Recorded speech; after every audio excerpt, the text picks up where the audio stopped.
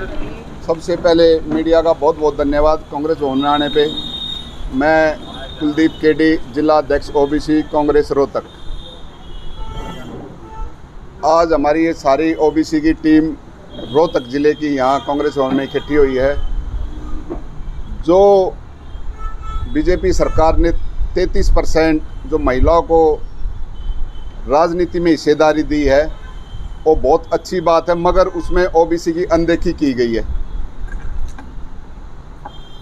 हम जो इस 33% में हम अपना महिलाओं का हम भी अपना हिस्सा चाहते हैं। जो भी हमारा हक बनता ओबीसी का वो हमें विधान पंच से लेके पार्लियामेंट तक हमारी जो भी हिस्सेदारी है वो हमें दी जाए। हम आज इसलिए इकट्ठे हुए हैं कि यहाँ से इकट्ठे हुए हम डीसी साहब को ज्ञापन देंगे कि हमारी ये 33% हमारी जो ओबीसी में महिलाओं को जितना भी हमारा हिस्सा मिलता है उसको दिया जाए। उसमें हम उनको ज्ञापन देने जा रहे हैं। डीसी साहब, राज्यपाल को ज्ञापन दे रहे हैं डीसी साहब के माध्यम से। और आगे हमारे भाई लोकीराम प्रजापति बताएंगे। बताओ जी लोकीराम प्रजापति, स्टेट कोऑर्डिनेटर ओबीसी। मैं पहले तो मीडिया का धन्यवाद करता हूं।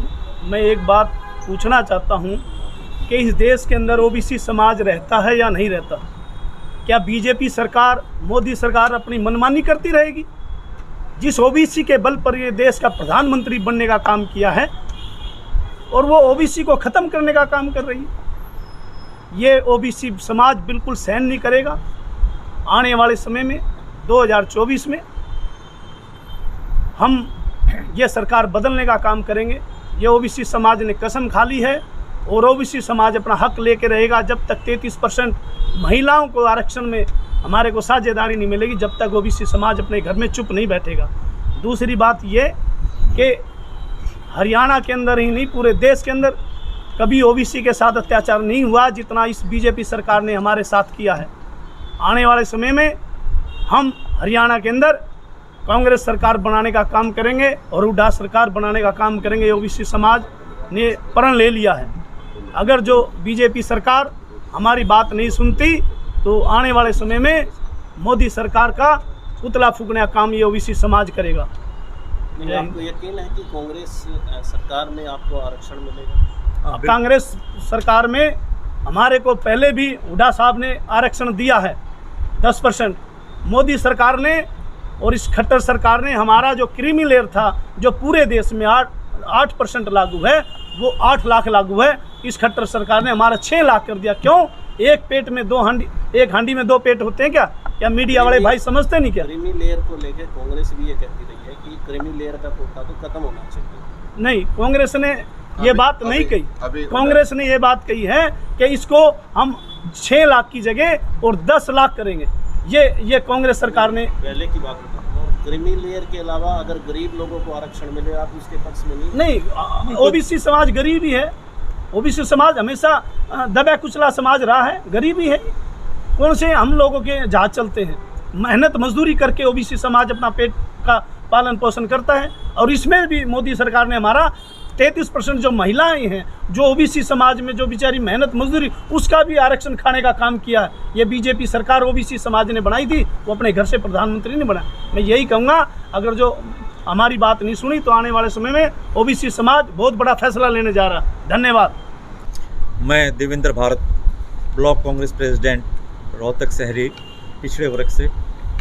मैं एक बात कहना चाह रहा हूँ कि कई सवाल उठे हैं कि कांग्रेस जब संविधान बना तो कांग्रेस ने ही आरक्षण लागू किया था, पिछड़े वर्ग के लिए भी, एससी वर्ग के लिए भी। ये कांग्रेस के नेताओं की सोच थी कि पिछड़े वर्ग को आगे पहुंचाया जाए। और समय समय पर राजीव गांधी जी हमारे देश के प्रधानमंत्री रहे, उन्होंने पंचायतों में, निकायों में पिछड़े वर्ग के लिए आरक्षण दिया। और समय समय पर हमारे कांग्रेस के नेता इस बात को उठाते रहे हैं। और भारतीय जनता पार्टी और आरएसएस का हमेशा से एजेंडा रहा है कि वो अगड़ों की पार्टी रही है। उनका एजेंडा रहा है कि पिछड़े वर्ग और बीसी वर्ग को इससे हटाया जाए और ख़त्म किया जाए। ऐसे जब तक राजनीति के अंदर पिछड़ा वर्ग आगे नहीं आएगा, तब तक पिछड़े वर्ग को कोई फायदा नहीं होने जा रहा। क्योंकि जो भी निश्चित होता है वो सब राजनीति की टेबल पर ही बैठकर निश्चित होता है।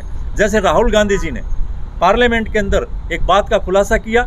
उन्होंने कहा कि इस देश को 90 सेक्रेटरी चलाते हैं, और उन्होंने कहा कि मैंने इसको देखा तो उसके अंदर सिर्फ 5 सेक्रेटरी पिछड़े वर्ग से थे।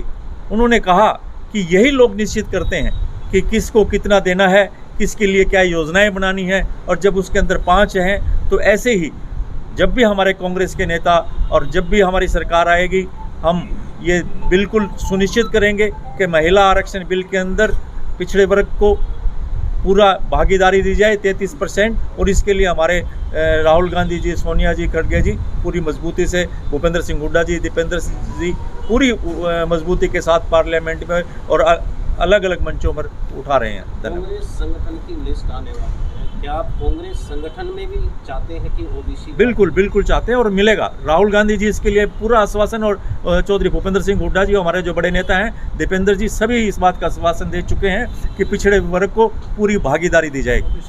कांग्रेस विधायक है बीबी रुद्रा, वो तो ये डिमांड भी कर चुके हैं अगर कांग्रेस सरकार आती तो उप मुख्यमंत्री ओबीसी समाज। बिल्कुल बिल्कुल होगा, बिल्कुल होगा। ये